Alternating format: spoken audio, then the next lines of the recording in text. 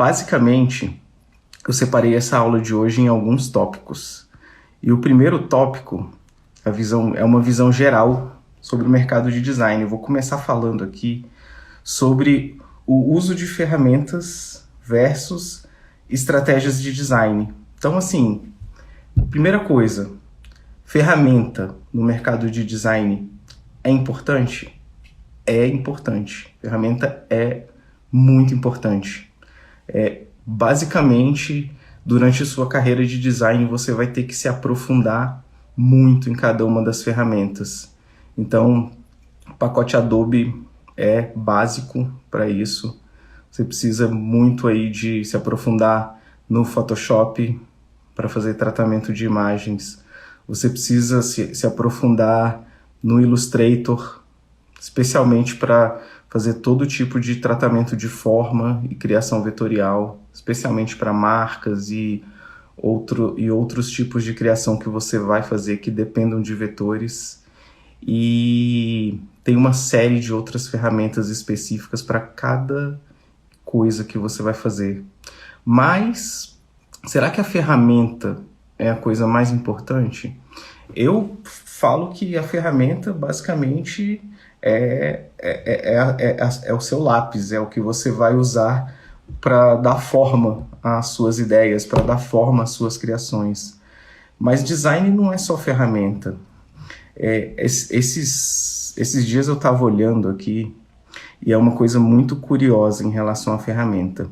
Eu tenho 2 perfis profissionais aqui falando sobre design. Eu tenho um perfil no Instagram aqui que eu estou falando com vocês nessa live. É um perfil onde eu falo sobre temas mais específicos, onde eu entro na parte mais estrutural do negócio, onde eu entro mais estrategicamente no negócio. E eu tenho um perfil no TikTok onde eu falo basicamente só de ferramenta. Lá no TikTok, o crescimento do perfil é exponencial, porque as pessoas, elas entendem que o crescimento dentro da profissão depende essencialmente da parte de ferramentas. Então, parece que quanto mais fácil você pega a ferramenta, mais rápido você vai evoluir dentro dessa área, parece que quanto mais asset de ferramenta você tem, você vai ser melhor. E isso é legal, porque a ferramenta, ela vai te dar a possibilidade de você tirar as ideias do papel, e quanto mais domínio você tem da ferramenta, mais facilidade você vai ter de passar as suas ideias concretamente como você imagina para uma tela. Então, o domínio da ferramenta é importante nesse sentido, mas o que orbita ao redor da ferramenta é o que vai trazer a função do design, é o que você precisa entender, é o que você precisa para dar objetivo para aquilo que você está criando, na verdade. Então, ferramenta de um lado, estratégia do outro lado. O design é o equilíbrio entre a compreensão dessas duas coisas, desses 2 grandes itens, e são coisas que você vai precisar estudar sempre. Então, ferramental é importante? Sim, é muito importante. A maioria dos cursos e das coisas de design são focadas quase que essencialmente na parte de ferramenta. Mas para você ser um profissional completo, para você ser um designer completo, você precisa ter domínio da parte estratégica. E a parte estratégica, ela está presente, pelo menos esteve presente na minha vida, em todos os lugares que eu passei, em todas as agências que eu passei. E na minha carreira como designer, eu já fundei 4 empresas. Já fundei 4 empresas de design. Na verdade, 2 empresas de design e uma empresa de produção. E eu tenho uma empresa que está comigo, que é uma empresa que eu uso para, inclusive, atender as agências. É a minha empresa pessoal. É assim que a gente atua no mercado de design hoje, né? Você é um CNPJ e você precisa de um CNPJ para atuar no nosso mercado cada vez mais e cada dia que passa. Mas e em todas essas empresas, depois, junto com essas 4 empresas, eu já passei por 7 agências. Eu tive a grande oportunidade de trabalhar numa empresa global. Eu trabalhei por alguns anos com a Samsung, então assim, eu tive a oportunidade de trabalhar diretamente com o produto, e eu tive muitos anos como freelancer. Então o que eu falo para vocês aqui é a soma de diversas experiências mesmo.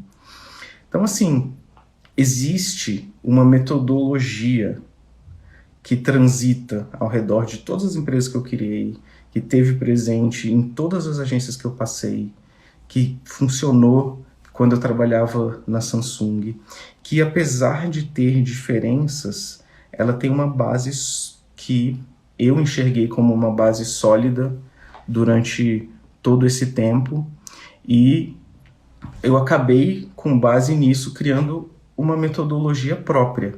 Então, basicamente, além da ferramenta, você começa a aplicar essa metodologia e você, aos poucos, vai entendendo como você consegue crescer em cima de compreensão de cada uma das etapas. Essa metodologia que eu estou falando, que circula basicamente em todas essas agências, eu dividi ela em 5 tópicos. Esses tópicos são descoberta, planejamento, a etapa de craft, criação, a etapa de implementação e a etapa de evolução. O que é cada uma dessas etapas? O que representa cada uma dessas etapas? A etapa de descoberta, basicamente, é a etapa onde você vai entender o problema que você vai resolver. Porque design serve para resolver problemas. As empresas têm problemas para resolver. As pessoas têm problemas que elas precisam resolver. Marcas, quando vão ser lançadas no mercado, elas têm uma série de etapas que elas precisam cumprir. E a gente precisa primeiro, antes de começar qualquer projeto, ter uma compreensão sobre o que está acontecendo, sobre como que as pessoas enxergam aquilo que está acontecendo no mercado como um todo, e sobre como a atuação dessa empresa vai ter uma solução naquele mercado. Então, nessa etapa de descoberta, ela é basicamente uma etapa de imersão. E nessa etapa de imersão, você pode usar uma série de ferramentas. A ferramenta de comunicação que eu aprendi em toda essa estrada, em todas essas agências que eu passei, em todas essas empresas que eu passei, mas na verdade a ferramenta base para o começo de tudo é um briefing de comunicação. E um briefing, ele na verdade, é um conjunto de perguntas que você faz para quem vai tocar esse projeto, para quem está dentro dessa empresa, para quem vai tocar esse produto. E através desse primeiro contato e desse conjunto de informações que você recebe, você começa a se organizar e você começa a mergulhar nos detalhes do que aquele problema que você precisa resolver apontam, na verdade. Então, é sempre sobre começar com a compreensão. Então, vamos lá. Dentro da parte de compreensão, você vai entender o problema. Mas, assim, existem N outras formas, além do briefing, hoje em dia, para você conseguir entender esse problema de comunicação, para você entender o que está acontecendo. Primeiro, que a gente tem hoje no mundo uma série de dados. Então, as pessoas, elas deixam seus dados no uso das redes sociais. Então, quando você vai fazer um projeto, quando você vai criar uma campanha e você tem público-alvo específico dentro dessas redes, as redes, elas têm uma informação enorme de dados sobre as pessoas que você pretende atingir. Então, você começa a montar ali, você começa a entender ali o seu público através dessa compreensão sobre os dados. E os dados, eles evoluem. cada dia que passa, a forma de leitura de dados evolui. A gente tem aí Big Data hoje em dia, a gente tem supercomputadores gerando dados o tempo todo, a gente tem ferramentas no Google que são fontes de informação extraordinárias de onde você pode extrair dados. Então você começa pela descoberta, você começa pela compreensão do problema. Então você conversa com as pessoas, você faz um mergulho em cima desses dados, você coleta, anota e organiza todas essas informações, e também nessa etapa você pode fazer pesquisas. Essas pesquisas elas podem acontecer com os usuários, então você pode criar hoje, que a gente tem uma série de ferramentas para isso, formulários de pesquisa. Você pode disparar esses formulários de pesquisa para as pessoas.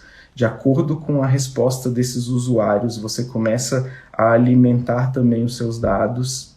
Então, o que antigamente era simplesmente um briefing que um cliente respondia e te passava, hoje em dia virou um grande conjunto de informações que você, quanto mais você consegue trazer, mais você vai descobrir sobre o problema de comunicação, o problema de design, o problema de funcionalidade que você precisa resolver. Então essa é a primeira etapa. Descoberta do problema, descoberta do que você precisa resolver. Depois da descoberta, a gente entra numa etapa que é o planejamento, onde você vai organizar a forma e traçar o plano de como você vai resolver aquele problema. Então, basicamente, existem uma série de técnicas de planejamento, mas, em síntese, o planejamento é a organização de tudo. Então, você juntou todos aqueles dados na primeira fase, você tem um briefing na mão, você tem a resposta que as pessoas te passaram, você tem a sensação das pessoas que são responsáveis por aquele produto, você tem dados de usuários sobre aquele produto. Quando você começa a condensar todas essas informações, você pode começar a organizar isso num organograma, por exemplo. Você está começando a fazer um plano tático de como você vai atuar para resolver aquele problema. Então essa segunda etapa de planejamento, ela é essencialmente sobre isso, sobre como você vai se organizar para resolver o problema que foi apontado lá na sua fase de descoberta. Então, tem uma série de micro detalhes dentro do planejamento. Você pode, por exemplo, pegar todas aquelas entrevistas que você fez, criar personas, que são estilos de pessoas, basicamente, que têm grupos de pessoas, por exemplo, que têm muitas respostas em comum e que te fazem enxergar detalhes específicos sobre como você pode atuar com cada um daqueles públicos. Então, na etapa de planejamento, você começa a entender o mercado, você começa a pesquisar o mercado, e tem uma etapa no planejamento que se chama benchmark, que é exatamente a compreensão sobre como outros players atuam dentro desse mesmo mercado que você está atuando. Dentro do benchmark, você começa a entender como que, além das outras empresas, como que mercados próximos ao mercado que você vai atuar resolvem problemas parecidos com o que você pretende resolver.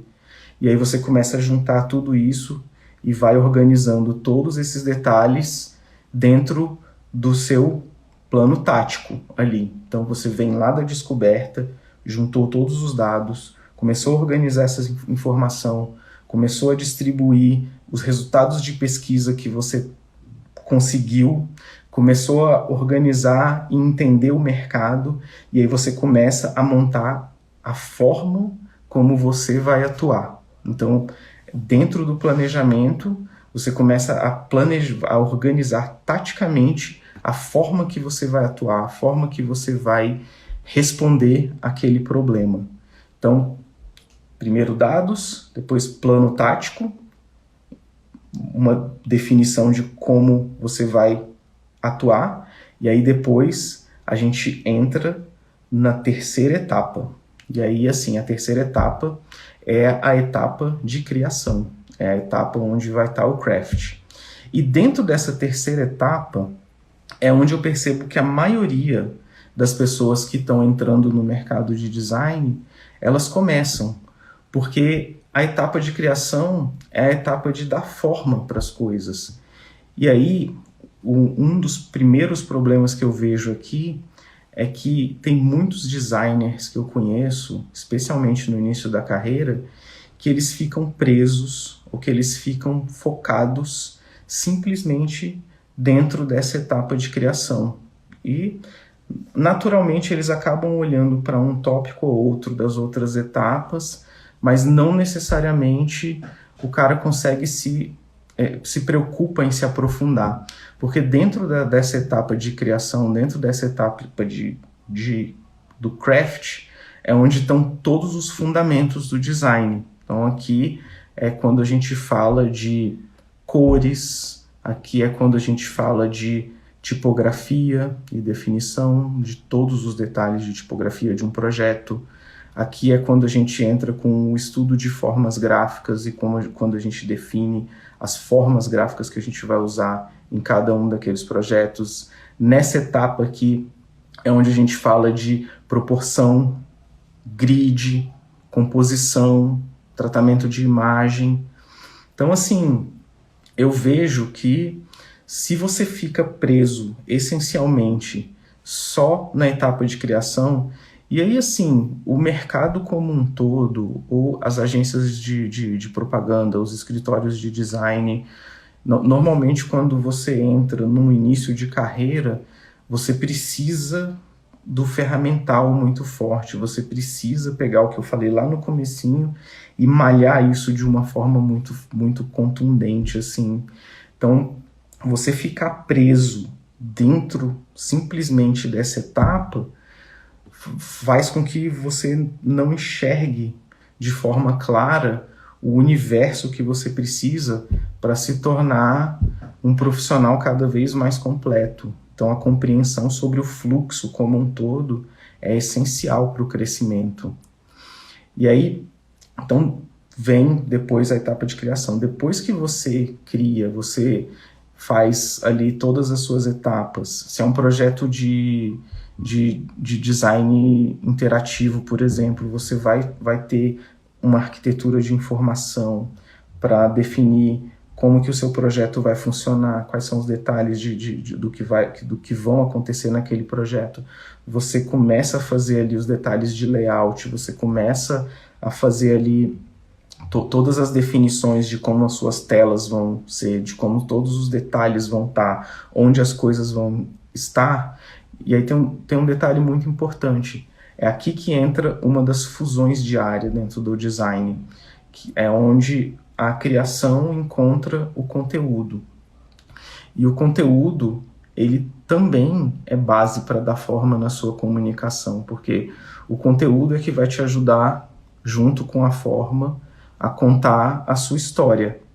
Então, é muito importante, olhando para o mercado de design, que você tenha parcerias, que você conheça pessoas da área de redação, pessoas tão criativas quanto os designers que podem te ajudar nessa etapa. Então, assim, aqui a gente começa com a primeira parceria importante, né? Você até pode ser um profissional completo, você até pode fazer o design e escrever seus próprios textos, mas trazer parceiros dentro dessa etapa é super importante para o amadurecimento da sua entrega, por uma melhor entrega do seu projeto como um todo.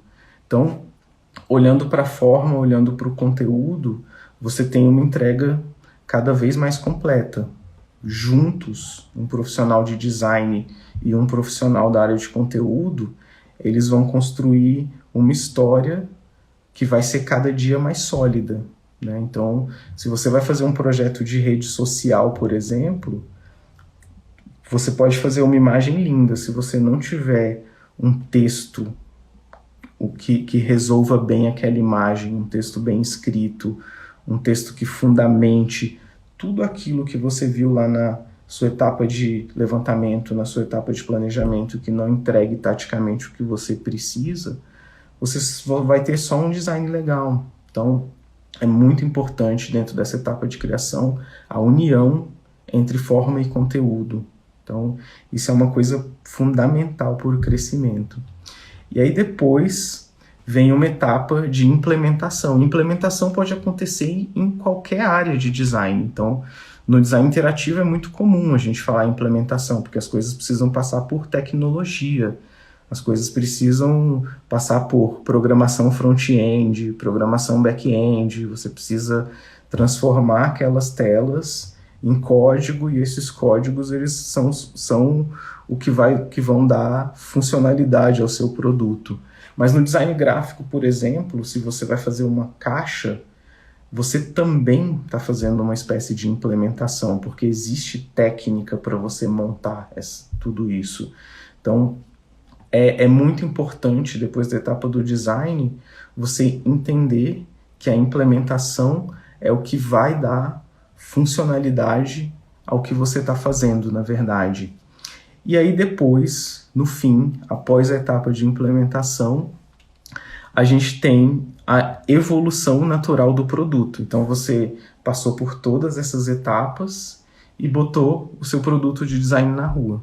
As pessoas vão começar a entrar em contato com ele, elas podem gostar, elas podem não gostar, e cabe a você entender as razões que as pessoas têm na interação com aquele produto.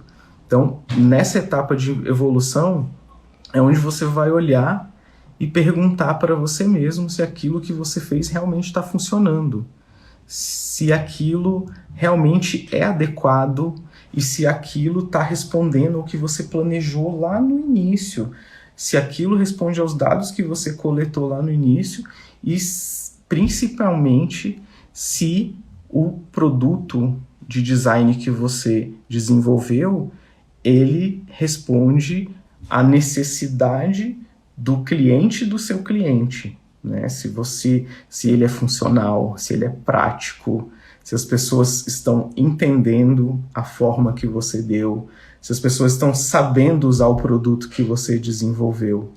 Então, assim, gente, 5 etapas: descoberta, planejamento, criação, implementação e evolução.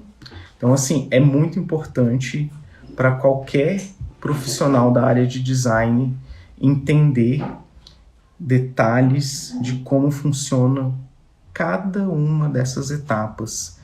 E assim, eu vou contar uma história aqui para vocês. Eu sempre fui muito curioso, assim. Então, desde quando eu entrei pela primeira vez, desde quando eu pisei pela primeira vez numa agência de propaganda, eu sempre estive olhando para os lados para entender como que as coisas eram feitas antes de chegar na minha mão e como que as coisas eram feitas depois que elas saíam da minha mão. Então, uma coisa muito interessante, a minha carreira de design, ela foi construída degrau por degrau. Eu comecei como designer júnior.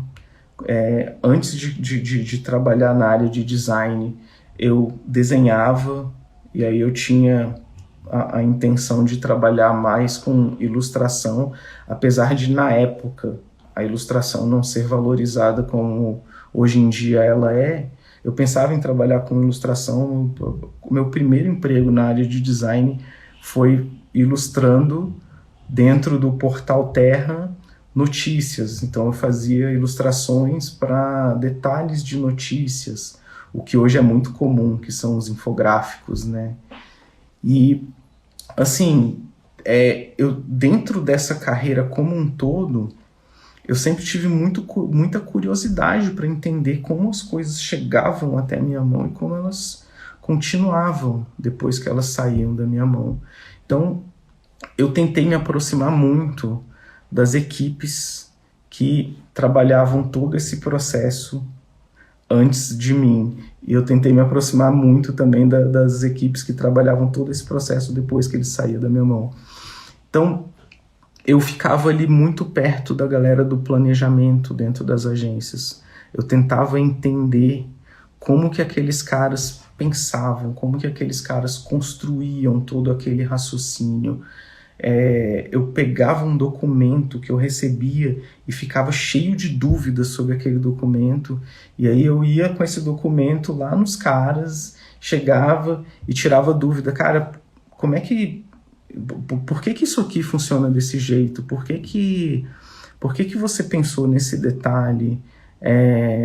Como que eu posso transformar essa estratégia que você transformou em um conceito aqui numa forma visual, mas que seja coerente com aquele pensamento? Então, essa proximidade com as equipes, eu sempre tive duplas de criação na maioria das agências, então eu sempre trabalhei muito próximo dos redatores, e eu sempre tive muita curiosidade para entender como que os redatores conseguem ser tão brilhantes na construção de títulos, na construção de chamadas e na elaboração de ideias. Então, eu queria sentar junto com os caras para tirar ideia sempre. Eu queria entender. Eu sempre tentei trazer esse conteúdo para dentro de mim. Então, essa curiosidade sobre todas as outras áreas, eu acredito que talvez tenha sido um dos fatores que me tornou o profissional de design que eu sou hoje. Foi o que me deixou um profissional mais completo. Foi essa curiosidade, essa proximidade que me fez olhar para todos esses detalhes e pensar, poxa, como que eu posso trazer tudo isso para dentro da minha própria metodologia de trabalho e como que eu posso fazer com que todos esses detalhes enriqueçam a minha forma de trabalhar, né? E aí depois... por exemplo, eu trabalhei muitos anos em agência interativa e eu queria que as coisas saíssem do jeito que elas foram desenhadas.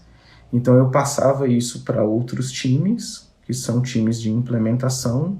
Então, primeiro na implementação você tem um primeiro time que desenvolve o front-end, e essa galera, ela dá a forma básica ali de como ela bota as caixinhas no lugar.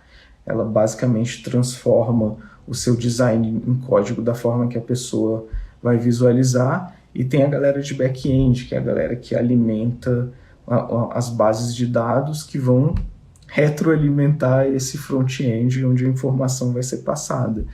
Então, assim, a hora que o cara começa a implementar, às vezes você planejou um detalhe para ficar num lugar e na implementação ele sai um pouquinho do lugar, ele muda um pouquinho do jeito que você planejou. Então, ter compreensão sobre essa etapa que está na frente do design vai te ajudar a minimizar esse tipo de problema, né? Você entender sobre a forma como cada detalhe vai ser implementado, entender pelo menos minimamente sobre isso, é muito importante, até para você saber como desenvolver componentes para você poder passar para aqueles caras. Então, se eu falar de design gráfico um pouco aqui, se você não entende, por exemplo, como uma caixa funciona, se você não tem a curiosidade de abrir uma caixa para fazer o design dela, se você não testa aquilo antes dela ser finalizada, você vai cometer erros, tipo, coisas vão ficar de cabeça para baixo, coisas vão acabar saindo no lugar errado. Às vezes, antes de imprimir uma coisa, você está vendo na tela, e aí quando essa coisa é impressa, ela às vezes não dá leitura, e você precisa ter um retrabalho em relação a isso. Então, assim, quando você começa a lidar com as equipes que vêm depois de você, com a equipe de implementação, com o pessoal da gráfica, com o pessoal da embalagem, com quem vai fazer uma impressão 3D de um trabalho que você fez. Então, a curiosidade que você tem sobre aquela etapa que vem depois do que você fez até esse ponto de design, ela vai fazer com que você traga detalhes para o seu layout que vão minimizar problemas que podem acontecer na entrega que vem depois da sua entrega. E no final das contas, é a evolução que vai fazer aquilo crescer. E é essa evolução e esses detalhes que você vai absorvendo a cada dia e a cada projeto que você executa que vão te ajudando a crescer aos poucos, né? Agora sim, gente, eu vou falar de um detalhe aqui muito legal, que é como que eu construo, e isso é uma pergunta que eu recebi nesses dias e nessa semana, mas como que eu construo a minha marca pessoal como designer? Primeira coisa que todo designer precisa entender é que quando você começa a atuar como designer, como você começa a atuar como freelancer, ou quando você atua em qualquer mercado, você passa a ser um negócio e você precisa trabalhar a sua marca pessoal como um negócio. Então, eu, apesar de ter sempre trabalhado a maior parte da minha carreira dentro de agências, eu sempre tive o cuidado de manter o meu nome. Então, assim, Daniel Macedo eu sempre usei como minha marca pessoal. Então, eu sempre tive todos os cuidados para manter isso como uma espécie de marca que atende empresas, sejam elas clientes, freelancers, sejam elas agências, sejam elas empresas de produtos.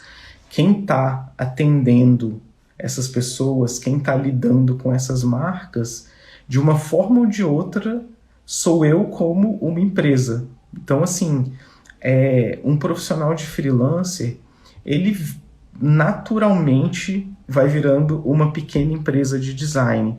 E isso vai trazer coisas para você que no início da carreira, ou quando você começa a trabalhar na área de freelance, talvez você nem entenda. Você é um negócio. Um negócio exige tudo que qualquer negócio exige. Então, primeiro tem uma parte administrativa, né? Por exemplo, se você começa de uma forma totalmente informal no mercado de design, uma hora, fatalmente, você vai acabar atendendo uma empresa que vai te pedir uma nota para te pagar. E se você não tem uma nota? Você vai precisar correr atrás da parte administrativa. Você vai precisar arrumar um contador, você vai precisar abrir uma empresa, um MEI, por exemplo, se você estiver no começo. Se sua empresa estiver faturando mais do que um MEI fatura, você vai precisar transformar sua empresa numa pequena empresa, numa microempresa. Então, assim, toda a parte administrativa funciona como qualquer outra empresa funciona. E quando você trabalha no mercado que é totalmente freelancer, você basicamente vai ser o seu administrativo. Então, a primeira coisa é você precisa ter horas para cuidar da sua parte administrativa. Então, você vai precisar ter horas de organização pessoal, e aí começa um trabalho de disciplina pessoal para você fazer isso, né? Você vai precisar entender, você vai precisar se organizar para que isso aconteça. Depois da parte administrativa, vem a parte financeira. Então, eu já cometi erros financeiros, especialmente na época de freelancer, que podem te botar em furadas que você não tem ideia. Então, assim, às vezes, por exemplo, você está fazendo uma série de projetos, você tem... Quando você fecha um projeto com um cliente, você tem uma espécie de dinheiro virtual, que é um dinheiro que você bota na sua planilha ali e que você conta que vai receber aquele dinheiro, talvez quando você entregar aquele projeto, né? E aí você vai pegando projetos, vai botando os dinheirinhos ali na sua planilha, mas tem um problema sério na área de design, que é como funciona esse fluxo de pagamento. Porque a gente atende pessoas, a gente atende marcas novas, a gente atende agências e a gente atende empresas de todo tamanho. Então, cada um desses negócios que é atendido pela área de design tem um fluxo de pagamento completamente diferente do outro. Então você vai ser refém desse fluxo de pagamento. Então às vezes você emite uma nota e a sua nota cai no fluxo de pagamento lá do cliente. Então se esse jogo não tiver combinado e você estiver contando com aquele dinheiro, se você não tiver uma reserva para aquilo, pode ser que você fique sem grana, por exemplo. E eu já passei por essa situação e é bem complexo, assim. Então, assim, tem detalhes, por exemplo, no começo da carreira do design, que, assim, até você ter uma carteira de clientes mais sólida, você vai lidar com muitas pessoas que você não conhece. Então, assim, é muito natural um dia ou outro você tomar um calote, você tomar um cano aí de um cliente e simplesmente não receber. Então, no início da carreira isso aconteceu muito comigo e eu aprendi a fazer contratos, especialmente quando eu estou lidando com pessoas que estão fora do meu ciclo natural ali de design, tipo, que são agências que eu já conheço, que eu já trabalho há muitos anos, pessoas que eu já conheço, que eu já trabalho há muitos anos e eu sei que eu não vou ter nenhum tipo de problema, mas o contrato é uma forma de você se proteger, pelo menos você vai ter ali uma amarração jurídica de que aquele trabalho está sendo executado e você pode criar os termos para aquilo acontecer, né?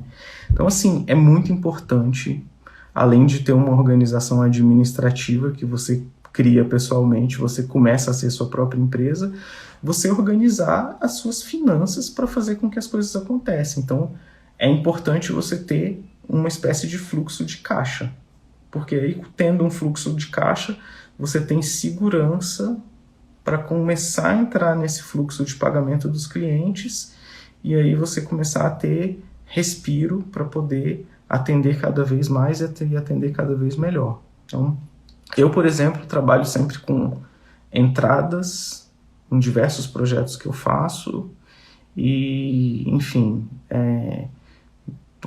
pagamentos parcelados em alguns casos, entrada e entrega no final.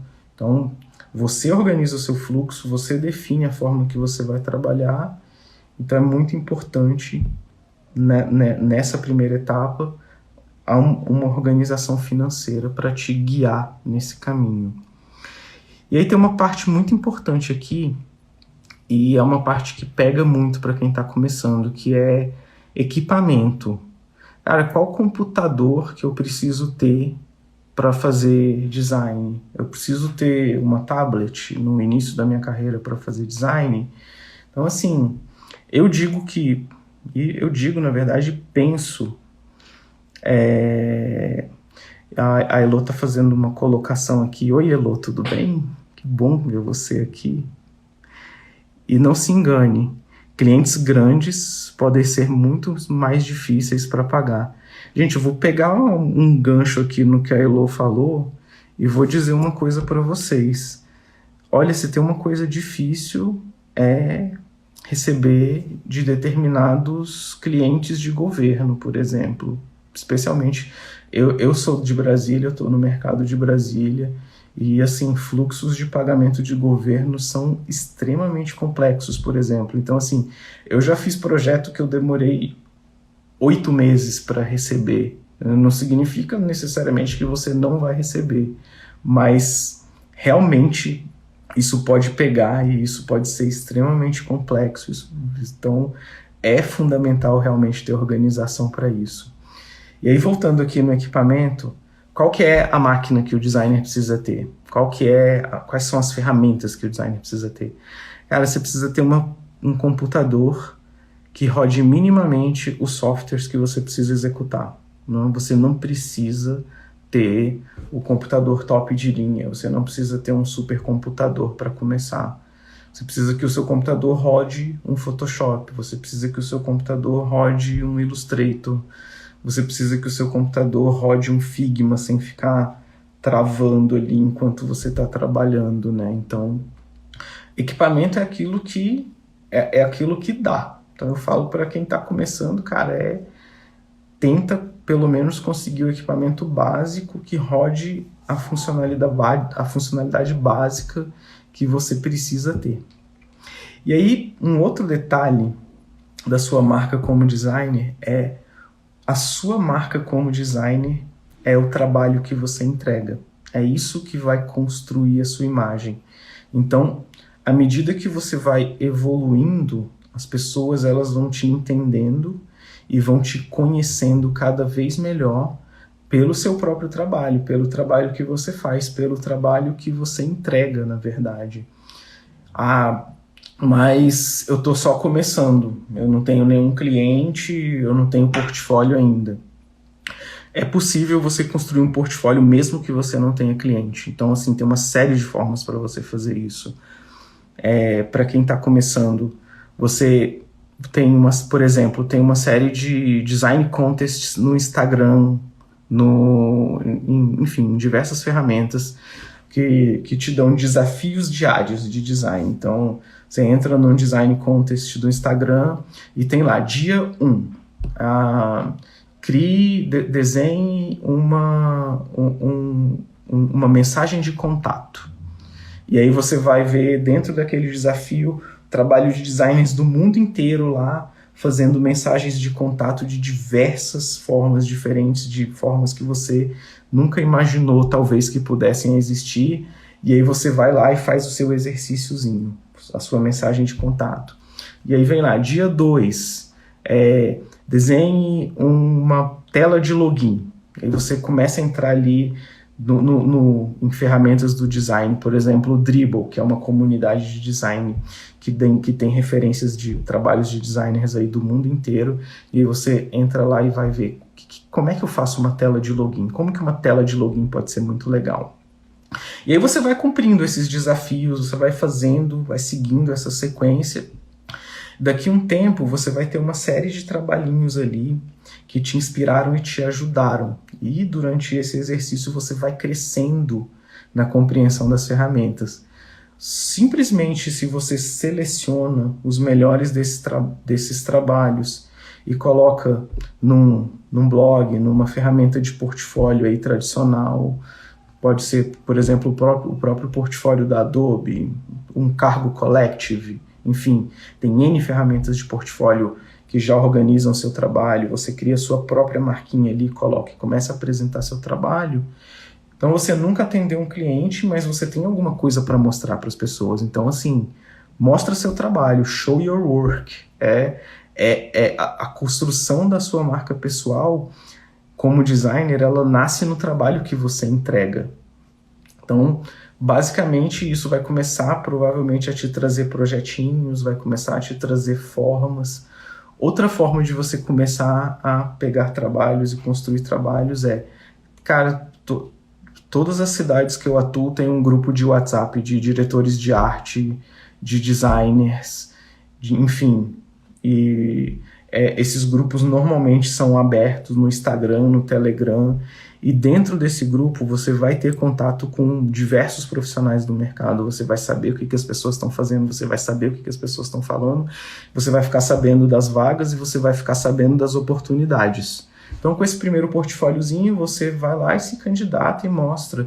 Eu já contratei uma série de designers dentro das agências que chegaram para mim com portfólio de faculdade. Então, assim, às vezes não tem nenhum trabalho real ali, é tudo trabalho de exercício. Mas no trabalho de exercício a gente consegue ver se o cara consegue executar a tarefa que precisa ser executada ou não. Então, o portfólio é a base para você começar a construir a sua imagem. A entrega do seu trabalho é o que reflete o que você faz. Então, tem também uma série de ferramentas de freelance aí no mercado. Tem as gringas tipo Fiverr. Fiverr é Fiverr com 2 R's. Tem o Upwork, tem o Workana, tem o 99 Designers, tem freelance.com.br, enfim, tem um monte. Se você procurar no Google lá, projetos de designer freelance, você vai achar uma série. E assim, tem todo tamanho e todo tipo de cliente, tem para todo mundo ali. Você pode simplesmente entender e começar a atuar por ali, começar a construir teu portfólio, começar a construir a sua marca pessoal a partir do seu trabalho. E aí você começa a trabalhar a sua marca pessoal, você vai ter seu portfólio, você vai criar seu perfil, por exemplo, no Instagram, vai começar a postar seus projetos lá. Quando você começar a postar projetos de design no Instagram, você vai entender que tem hashtags específicas no Instagram de design, que tem perfis no Instagram especializados em fazer curadorias de design, e aí você vai começando a submeter seus trabalhos para essas curadorias, vai começando a ser visto nesse mercado e vai começando a ter possibilidades cada vez maiores. Então, é uma escadinha.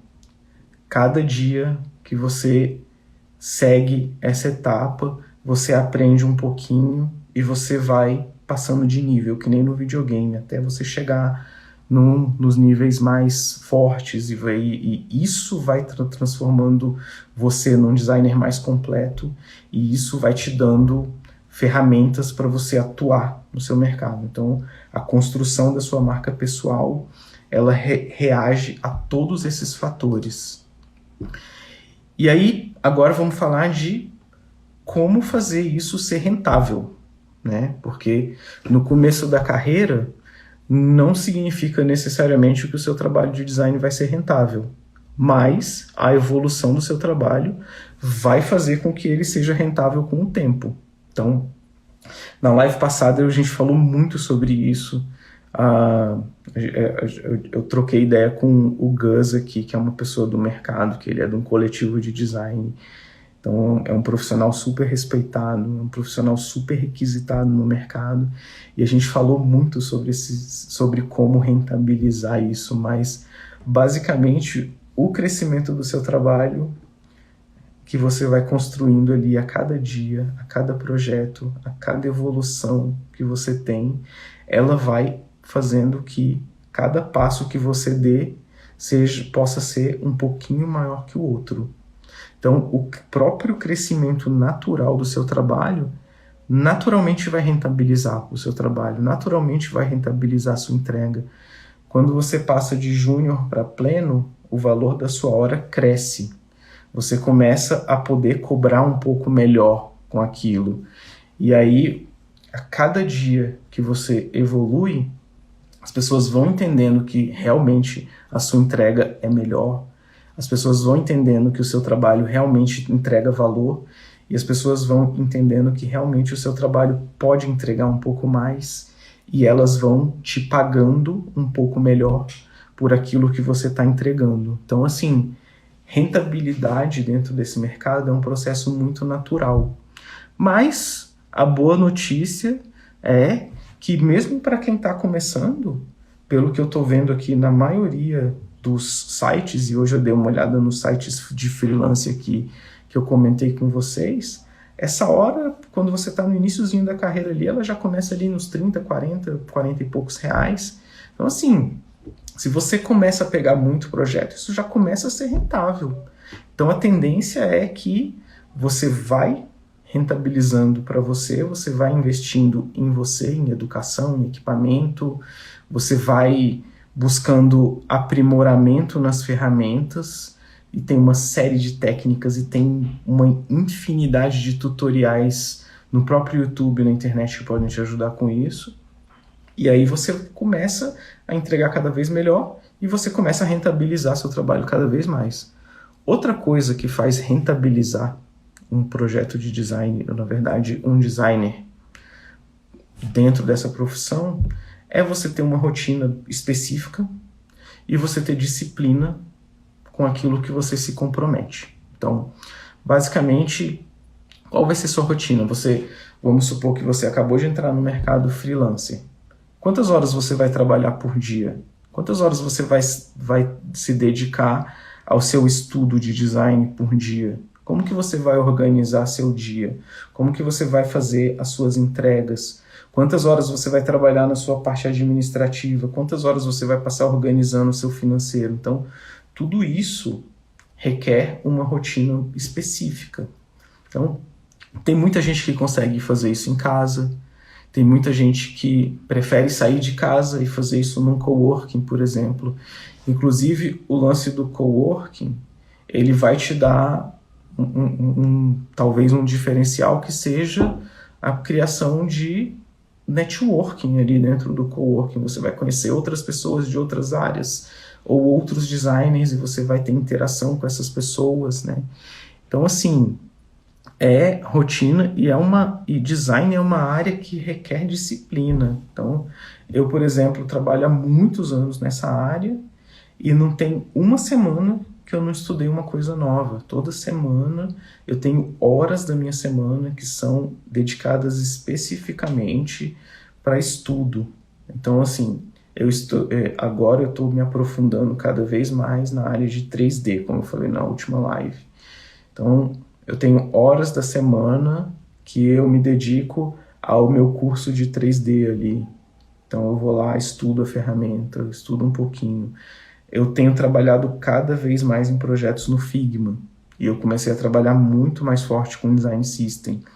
Então, eu tenho horas de design na minha semana organizada para entender melhor sobre o funcionamento de Design System, sobre o funcionamento de Auto Layout, sobre o funcionamento de vários detalhes que eu preciso dentro do Figma, que é uma ferramenta que é quase infinita, porque quando você começa a enxergar, inclusive, os plugins que tem ali, os detalhes que tem ali, você vê que essa ferramenta ela é enorme e ela te dá muitas possibilidades, né? E outra forma de você fazer isso ser rentável é através da organização do seu fluxo com a forma que você atua e o seu fluxo com os clientes que você atende. Então, assim, você vem ali do crescimento do seu trabalho como profissional, né? Então, você está entregando cada vez melhor, você está subindo a escadinha ali, você está aprendendo a rentabilizar. Você tem um roteiro de disciplina ali, onde você vai organizar as suas entregas, os seus detalhes, e tem ferramentas hoje em dia fantásticas para isso, tipo, você tem aí o Trello. Cara, o Trello é o parque de diversões do designer, porque ele funciona de uma forma extremamente visual, eu adoro, então eu consigo ver ali as caixinhas dentro do Trello, e eu consigo ver a organização do projeto de uma forma muito clara e muito bem definida ali. Então, isso faz parte de ferramentas, fazem parte de uma forma de organização da sua disciplina. O estudo faz parte da construção do seu perfil ali no dia a dia, no seu crescimento. E aí todos os detalhes, tipo a forma como você gerencia o seu administrativo, a forma como você gerencia as suas finanças, a forma como você gerencia os seus contratos, né? Então, é muita coisa. Mas a união de todos esses detalhes que eu passei aqui, elas fazem o processo ficar cada dia mais rentável para você. Oi, Elo, o Notion. Elo, eu não trabalhei com o Notion ainda, né? Estou trabalhando com uma série de outras ferramentas, tem uma galera no Notion aí, mas ainda não tive oportunidade. Vou dar uma olhada, inclusive. Vou dar uma olhada antes que eu caia de paraquedas num Notion aí, precise entender como é que funciona. Mas, assim, eu já trabalhei com uma série, assim, já trabalhei com Monday, já trabalhei com Asana, já trabalhei com o próprio Trello, enfim. Mas eu preciso dar uma olhada e valeu o toque. Vou dar uma olhada e falo contigo assim que eu olhar, né? Mas, assim, é muito legal, né, Lô? Porque as ferramentas, elas vão aparecendo, elas vão surgindo, elas vão evoluindo, e uma ferramenta aprende com a outra. Por exemplo, uma coisa muito legal é o Figma. Tem uma ferramenta dentro do Figma agora, então você pode criar um design file, ou você pode criar um Figma Jam. O Figma Jam é uma ferramenta colaborativa que, no meu entendimento, o Figma percebeu que as pessoas estavam tentando fazer coisas colaborativas ali dentro da ferramenta feita para design, né, tentando fazer organogramas e tentando fazer detalhes, e os caras criaram uma ferramenta fantástica que é o Figma Jam, que é uma ferramenta que organiza pensamentos, que organiza raciocínios de planejamento.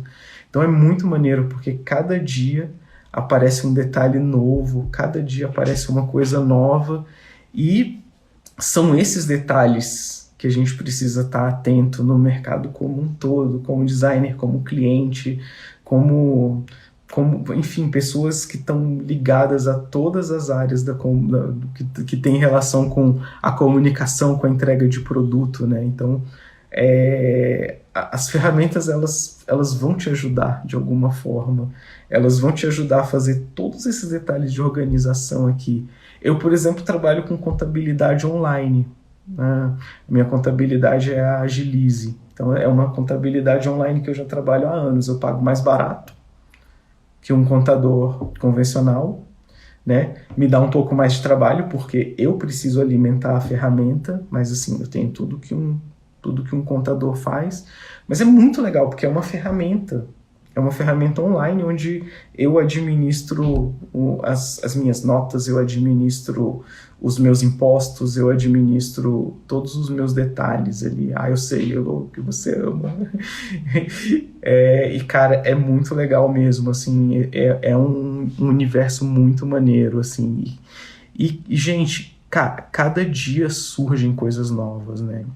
Então, assim, a própria evolução do Photoshop como ferramenta é uma coisa fantástica. Então, por exemplo, tem um quadradinho lá dentro do Photoshop, depois eu vou botar um videozinho aqui no perfil só sobre isso, mas tem um quadradinho dentro do Photoshop que tem as ferramentas beta do Photoshop, as ferramentas de inteligência artificial.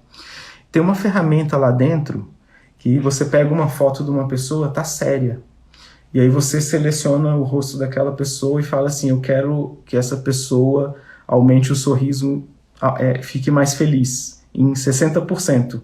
E aí o Photoshop faz um cálculo de inteligência artificial em todos os pontos faciais da pessoa e ela gera um sorriso. E é animal.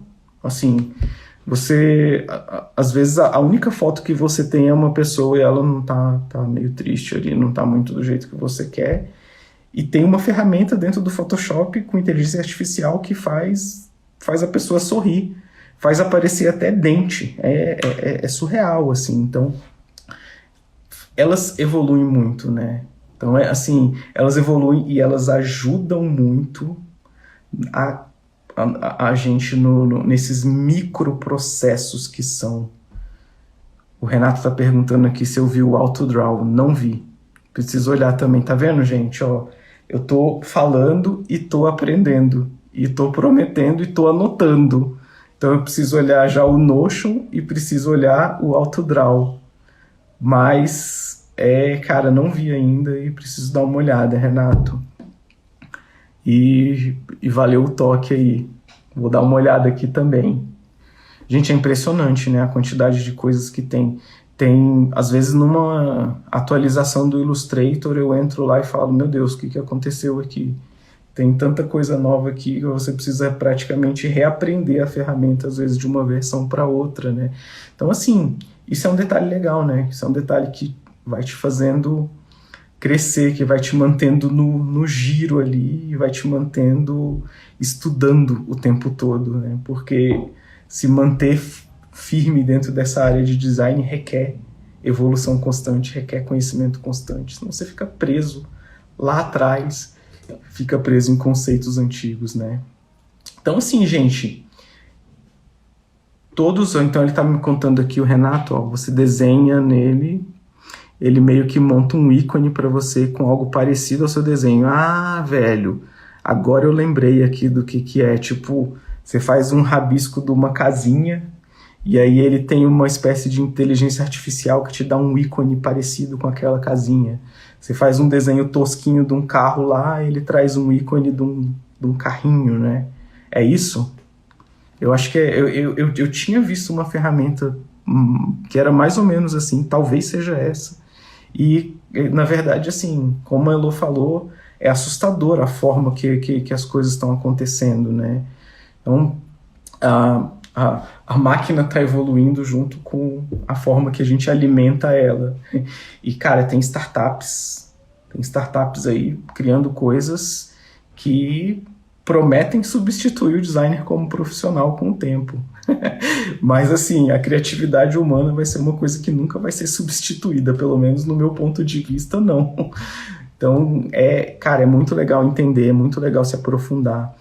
E, assim, todos esses detalhes que a gente conversou aqui hoje, então eu vou fazer só uma recapitulação rápida aqui. Eu comecei falando sobre ferramenta versus estratégia.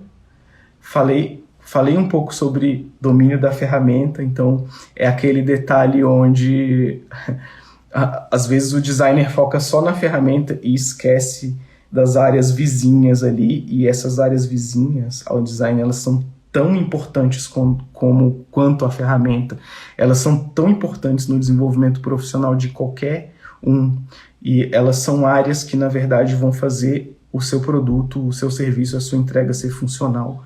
Então não adianta focar só no design como fundamento, não adianta entender só cor, tipografia, diagramação, composição, tratamento, se você não sabe como que funciona um planejamento tático, se você não sabe como que você vai fazer as definições de branding dentro de um manual de marca para entregar uma marca. Então, assim, todas essas áreas, elas são alinhadas e todas requerem conhecimentos específicos, né? Depois eu falei aqui da construção da marca pessoal como designer, então eu expliquei um pouco aqui falando sobre o fato do designer ser um negócio, o fato da importância da parte financeira, da parte administrativa dentro da área de design. Então a gente falou um pouco aqui sobre a importância de, mesmo quem está começando, mesmo quem já é freelancer, ter essa organização, porque essa organização te ajuda no crescimento do seu fluxo. A gente falou sobre equipamento de design, a gente falou sobre a parte de marca pessoal, falou um pouquinho sobre portfólio, sobre construção do portfólio do zero, sobre como alimentar e como enriquecer esse portfólio com o tempo. Falou aqui sobre o crescimento do trabalho, rotina, disciplina, estudos. Falei um pouco sobre contratos de design. Então, tudo isso, na verdade, é que vai construir a sua expansão como designer, né? Porque, assim, o design é um campo de batalha. Então, assim, não adianta você imaginar que o seu plano vai sobreviver ao campo de batalha sem todos esses detalhes, né? Você pode até traçar o plano, mas, assim, a estratégia é importante para você sobreviver ao campo de batalha. Cada micro detalhe desses que a gente falou aqui, eles são muito importantes. Aí a Elo fala que o bordado... Aliás, Elo, eu preciso dizer que eu adoro seus bordados, de verdade, assim. E especialmente aquele que você fez, que eu falei que parece um bordado de cordel. Eu acho demais, assim. Eu acho fantástico. E assim, assim, gente, toda forma artística, ela remete ao design, ela remete à arte de alguma forma. Então, assim, para mim o que a Elo tá fazendo é uma forma de design incrível, assim, sabe?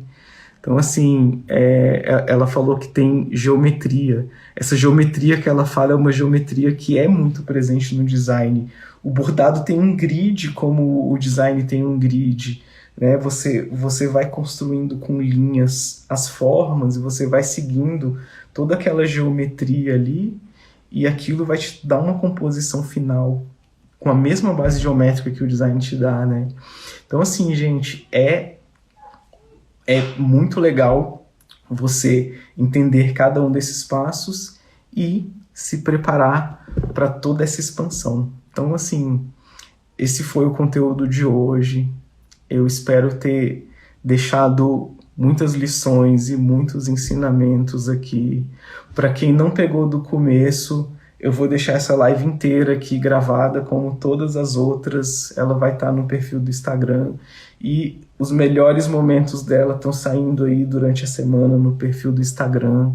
E quem quiser ver a parte ferramental, vai lá no meu perfil do TikTok, porque lá no meu perfil do TikTok é só ferramenta. E aí eu vou falar que é impressionante. As pessoas, elas adoram a parte ferramental. Por isso que eu tenho quase 10 mil seguidores no TikTok, aqui eu tenho bem menos. Né? Mas assim, gente, não é só ferramenta. Né? O ferramental, ele parece ser o caminho mais fácil, ele parece ser o caminho mais rápido. Tem um monte de curso aí vendendo só ferramenta, mas construção de pensamento é essencial.